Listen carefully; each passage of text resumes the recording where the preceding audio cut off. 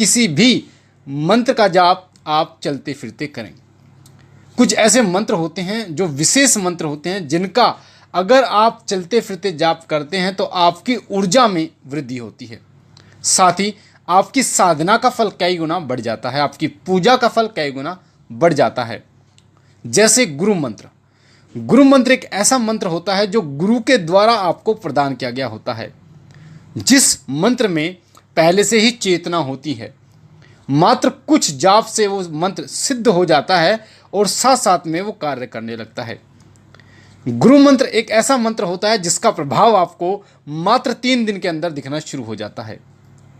इष्ट देव के दर्शन होना, स्वप्न के माध्यम से इष्ट देव के दर्शन होना, आपकी इच्छा की पूर्ति होना, आगे जो घटनाएं घटित होने वाली हैं उनका पहले से आभास हो जाना, आपके कार्यों का बनना, ये सभी जो परिणाम हैं ये आपको गुरु मंत्र के द्वारा प्राप्त होते हैं।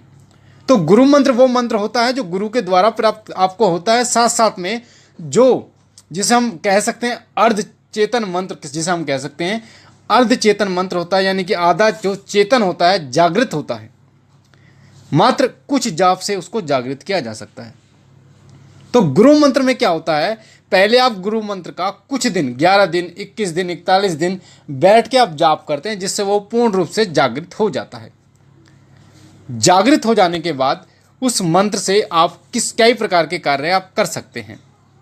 साथ ही उस मंत्र का प्रभाव इतना होता है कि आपका ऑरा इतना मजबूत हो जाता है कि कोई नकारात्मक शक्ति आपके शरीर में प्रवेश कर ही नहीं सकती।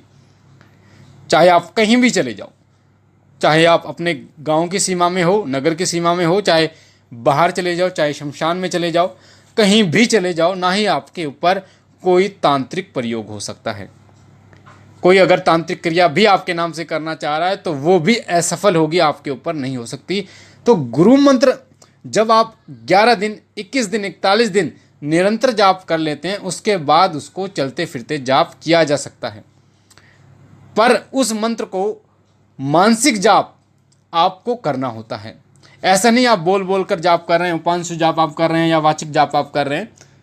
आपको उस मंत्र को मानसिक जाप करना होता है, यानी गुरु मंत्र को। तो ये तो हो गया गुरु मंत्र कि गुरु मंत्र को कितने दिन तक आपको बैठ के जाप करना है, और उसके बाद आपको चलते फिरते मानसिक जाप गुरु मंत्र का आप कर सकते हैं। अब मैं आपको बता देता हूँ कि जाप 3 प्रकार के होते हैं। मानसिक जाप, जो जाप मन मन में किया जाता है।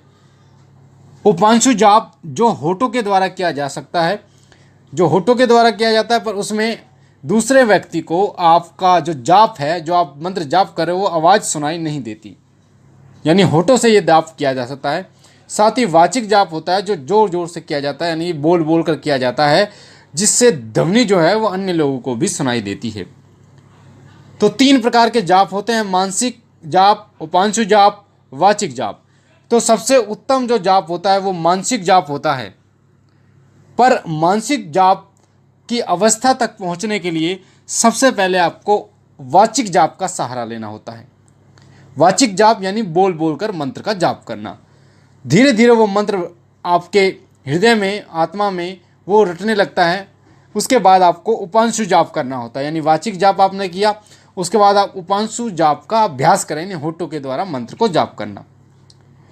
फिर धीरे धीरे जब वो कंठस्थ हो जाए, लगभग 1.25 महीने का ये गैप होता है। वाचिक जाप 1.25 महीने आपने किया, उपांशु जाप 1.25 महीने, उसके बाद एक ऐसी स्टेज आती है जब आप मानसिक जाप करने के लिए तैयार हो जाते हो, यानी जो मंत्र है आप उसे मन मन में जाप करते हो।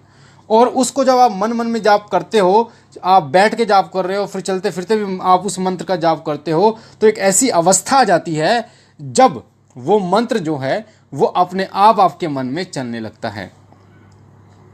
जब वो अपने आप आपके मन में चलने लगता है, एक ऐसी अवस्था आती है जिसे हम अजपा जाप कहते हैं। अजपा जाप होता ही वही है जब आप मानसिक जाप इतना करते रहते हैं, मन मन में इतना जाप करते रहते हैं कि वो मन उसको रट लेता है।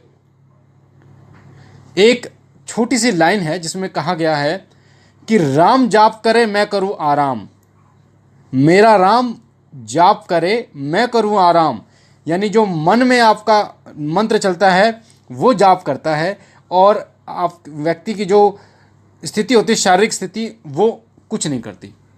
जिस प्रकार से आपके हृदय की धड़कन चलती हैं, इस पर आपका नियंत्रण नहीं है, उसी प्रकार से एक ऐसी अवस्था आती है मानसिक जाप करते करते जिसमें आपका नियंत्रण उस मंत्र पे नहीं रहता, जिसे अजपा जाप कहा जाता है। वो इतना आपकी आत्मा में रम जाता है, अपने मन में रम जाता है कि वो आपको परमात्मा तक जोड़ने का कार्य करता है। तो ये 3 प्रकार के जाप हुए। मानसिक जाप सबसे उत्तम जाप होता है। अजपा जाप जो मन मन में ही चलता रहता है, जिसे आप रोक नहीं सकते। आप कुछ भी कर रहे हो तब भी वो जाप चलता रहेगा, खाना खा रहे हो तब भी, नहा रहे हो तब भी, वो जाप नहीं रुकता किसी प्रकार का।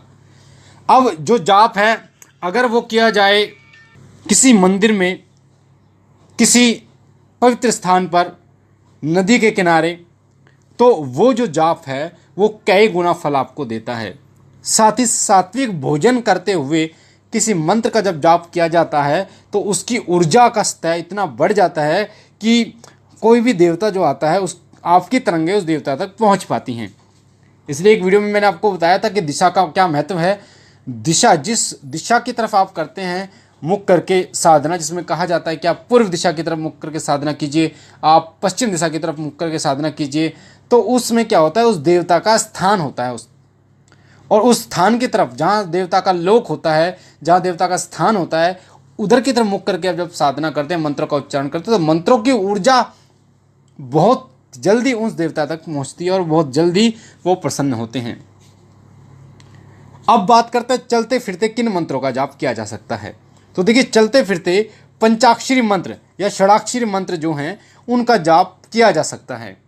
जैसे ओम नमः शिवाय मंत्र है, इस मंत्र का जाप आप चलते फिरते कहीं भी आप कर सकते हैं। ये मंत्र आपको बहुत ज़्यादा फायदा देता है। इस मंत्र को 1.25 महीने तक बैठकर जाप कर लिया जाए और 1.25 लाख मंत्र पूर्ण कर लिए जाएं 21 दिन या 41 दिन के बाद, 31 दिन या 41 दिन के अंदर, उसके बाद अगर आप इसे चलते फिरते जाप करते हो तो इसका प्रभाव आपके पूरे जीवन को बदल के रख सकता है।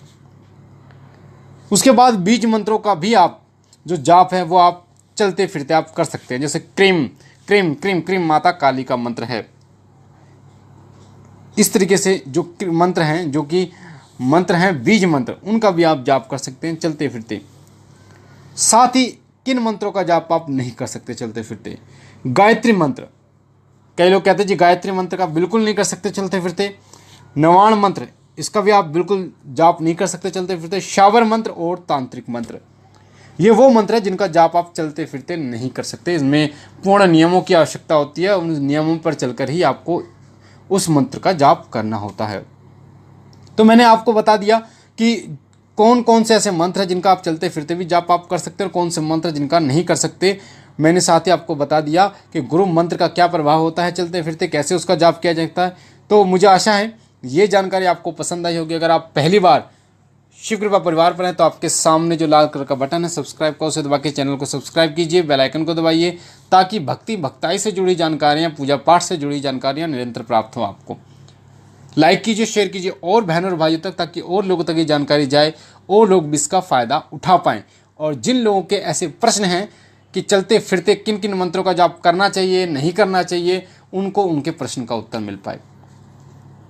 मैं बाबा भोलेनाथ से विनती करता हूँ कि बाबा कृपा करें, आप पर कृपा करें, आपके परिवार पर कृपा करें, आपकी झोली भरे, आपके तमाम सपनों को पूर्ण करें। हम मिलते हैं एक नई जानकारी के साथ, तब तक के लिए ओम नमः शिवाय, ओम नमः शिवाय।